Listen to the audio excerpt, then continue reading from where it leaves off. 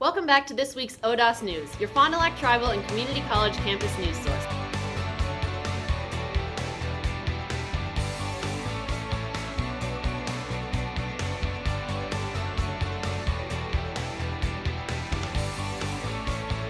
A community college is a great place for thinking about passing on knowledge. We're at the Fond du Lac Community College with Liz Jacala, learning about the Ojibwe-Moan Resource Center and the Digital Art Studio. Thanks for inviting us. Thanks for coming.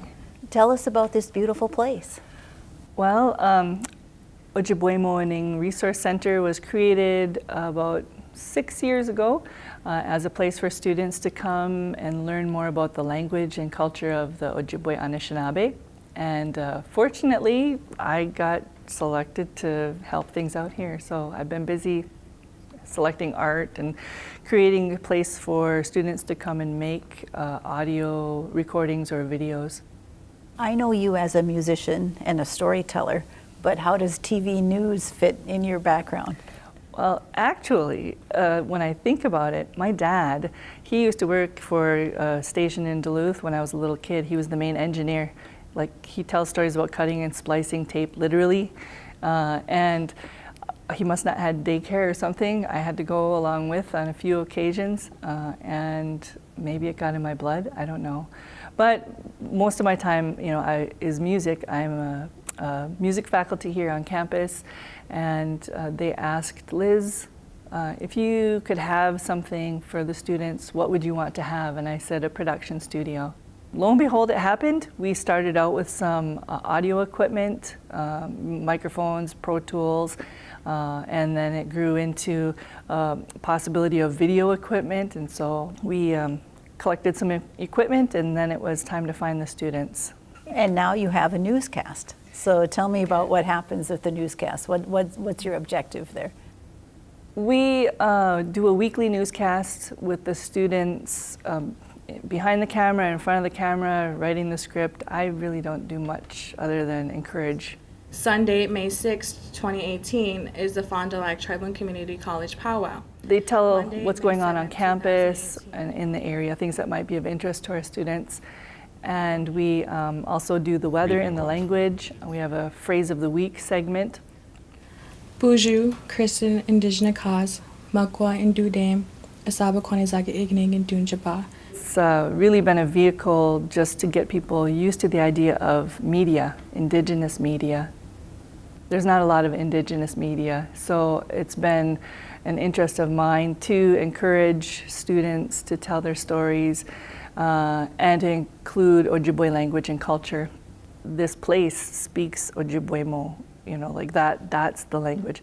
And so recognizing that connection goes so far back, it can really be a grounding for a person to think of the language that way, to think of the sounds of the place. And then those sounds come through you in the 21st century, and you're making that connection to your ancestors, to the ideas of those people who left all these traditions here for us. That's a beautiful way of thinking about passing it on. Yeah. Yeah.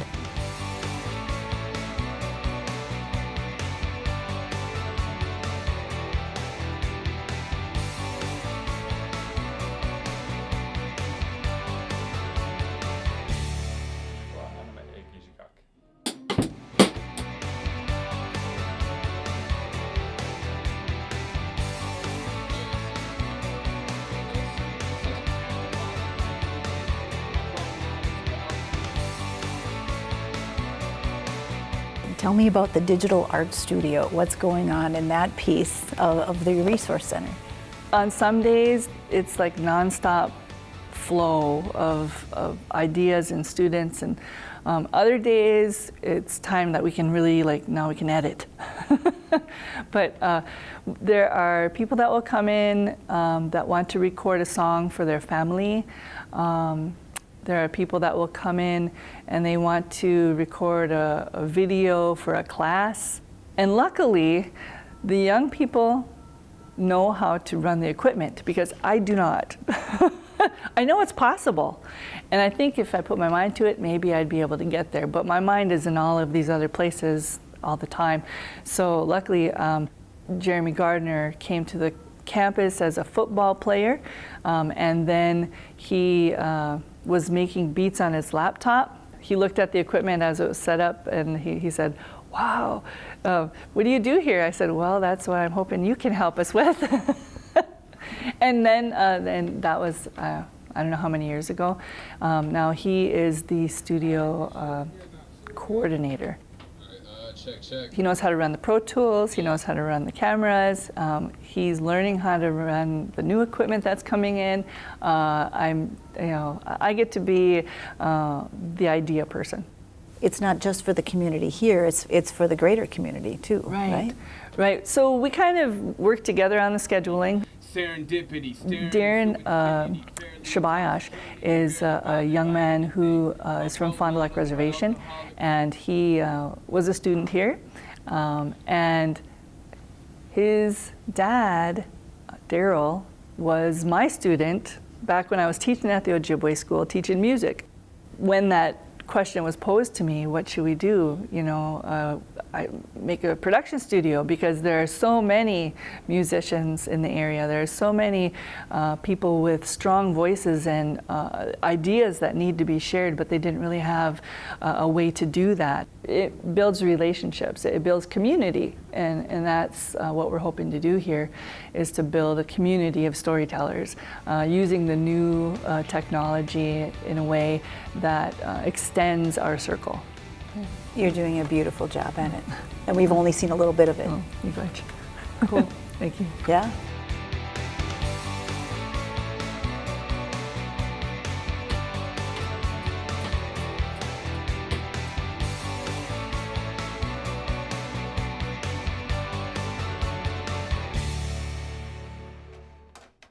Ishko Day. This is an Ishko Day.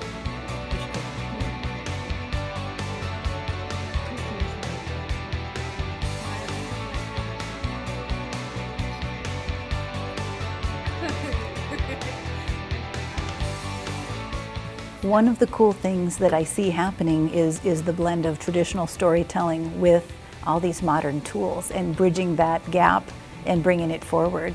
Is that part of the intent? Is that by design here? My hope when we started, building the studio was that we would gather stories from the community that they would want to come in and that they would feel that this was their place and they were able to tell the stories here. I've always known about those early recordings, that the beginning of recording. I've known about that, I don't know, always, since I was 15 at least. I've known about those early recordings, and I've been fascinated by them. And at the same time, I revered those recordings because I knew that they held, these teachings, that they held those old voices, that they held these beautiful ideas of culture. And when I, was thinking about building this studio, I thought, what better way to honor all of those ancestors and all of those storytellers than to build on that library, to build on that catalog of knowledge. And now you're bringing in the hip-hop generation. Yeah. And I was going to tease you, is hip-hop storytelling? Absolutely, yeah. It's new storytelling. The youth are, channeling, their experience in different voices and using different sounds, but it is still very much tied to this place. When you listen to Darren's music, there's no doubt that he's a Fond du Lac kid, like when you hear it, or even Jeremy moved here from Louisiana, but when I hear the music he's producing here, I can hear Minnesota in there when he's performing. Or even some of the students that come in, I think about Derek DeLille. He's an older student, non-traditional student, and finding his voice again now with all of this equipment. And it's really exciting to hear how he is putting the language in our teachings. He's funneling this like compressing all of this quality of life in through then hip hop, you know, and making it very much a new expression of some old ideas. You have a beautiful way of passing on your tradition. Thank you very much for letting us come over and check it out.